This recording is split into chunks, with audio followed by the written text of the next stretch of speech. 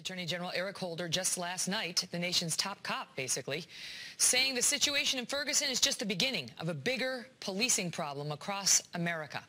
But my next guest says that could not be further from the truth. David Clarke is the sheriff of Milwaukee County, Wisconsin. Sheriff, good to see you tonight. And you made headlines not long ago after Eric Holder came out and claimed that he had been the victim of racial profiling himself and was pretty tough on the cops. And you said, you know what? Don't do us any favors by condemning law enforcement with such a broad brush and not backing up stories that were not documented at the time.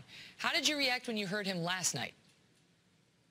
Well, Megyn, first of all, it's a pleasure to be on with you. And I was willing to give Eric Holder a do-over after his initial stumbling out of the gate, throwing law enforcement officers under the bus in the days following the tragic shooting of Mike Brown by a Ferguson police officer. But he comes out again yesterday and he doubled down. And then I became disgusted. He comes out with these scurrilous claims, you know, that law enforcement officers hit the streets every day with some nefarious intent in their heart to deny people their constitutional civil rights and indiscriminately just, you know, shoot black males as if it were some sort of sport. I think that's irresponsible for a person in a position that he holds, you know, as you indicated, the top cop. But apparently he's abandoned his duty, really, to be impartial in this stuff, to keep his powder dry, let evidence. He knows how how due process works. He knows what justice is, what it's supposed to look like anyway. And he claims he wants justice for all, but apparently he doesn't want justice for police officers. What do you make of the racial divide on what's happened in Ferguson, with only 9% of African Americans supporting the grand jury's determination not to indict this officer? And you know, at the start of the show, I interviewed a member of the Congressional Black Caucus, and his group had come out and said that this grand jury's determination shows that black lives have no value in America and law enforcement can kill black teens with impunity. Garbage, Megyn, garbage. And I heard some of the exchange between you and the congressman, and you know, quite frankly, you were wasting your breath and trying to reason with him. He knows better, but you know, he's caught up in the emotion of this thing. And when he makes statements like that, or when the Congressional Black Caucus does, that black lives don't matter, I reject that sort of thing. Now, look, race is an explosive issue in this country. Has been for a long time. I don't know if it's going to get better, but it was improving. There's just no doubt about that. Anybody that would deny that is not living in reality. But that wound has been opened again. And some of it is because of the divisive politics that the White House has been playing.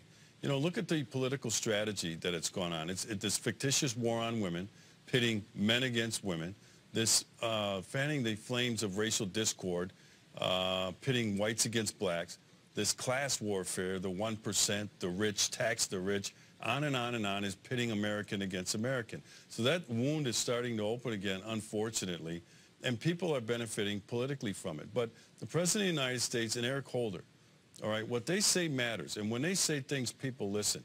These are smart men.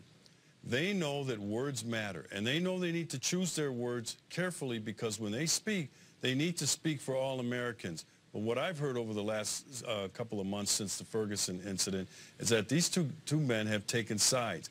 That's not healthy for the American people. Still, when you see what's happening in Ferguson and you see, you know, the riots on the street and looting and arson and in response to this grand jury decision, and I will grant you that, you know, the story being told on a lot of news channels and by a lot of folks like Al Sharpton is extremely one-sided. They don't bother to give the officer his due. But still, there's clearly strong anger. There's anger in some of these communities. What explains that? Well, a lot. First of all, you know, the rioting that went on. Look, if people are frustrated and angry, they have to find a more socially acceptable way to deal with that anger and frustration. But let's look at some of the things that give rise to that anger. People can't find meaningful work, all right? People have to send their kids to failing schools. People are living in entrenched poverty and crime-ridden neighborhoods.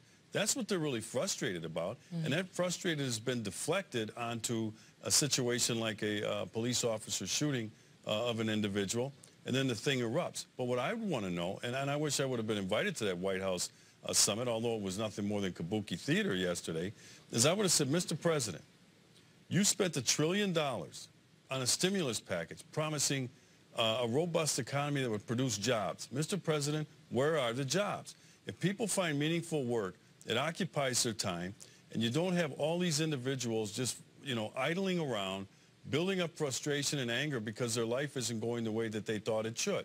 I would have said, Mr. President, why do our kids in Central City, America, why do we have to send our kids to failing school system, a failing K-12 urban public school system that's going to shackle them to a life of crime and violence, and they'll never reach their God-given potential? Why can't the parents choose better schools for their kids to attend? Why do you continue, Mr. President, to support anti-poverty programs and initiatives that have worsened poverty over the last 50, 60 years? It hasn't gotten better. If you want to do us a favor at the local level, why don't you issue an executive order calling for an audit of every anti-poverty agency and initiative of America, and let's stop propping up this welfare state that has done nothing more than hook these individuals living in these American ghettos on the high of handouts. Sheriff, what do you think of, Al Sharpton and so on? Do you think he is well-meaning? Not at all. He's self-serving. He's exploiting a situation, but that's his shtick. Megyn, you know that. He's a provocateur.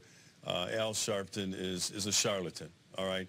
And I would question, I saw the comment he made, I think it was last week, where he said he's an advisor to President Obama.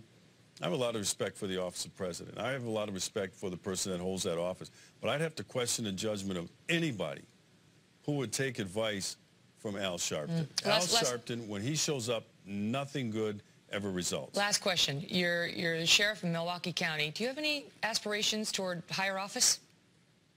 No, Megyn. I'm happy to serve in this capacity here in Milwaukee County, but I never say never. I take life one day at a time, and we'll see what the horizon looks like, and we'll take it from there. Something tells me we have not heard the last of you, Sheriff.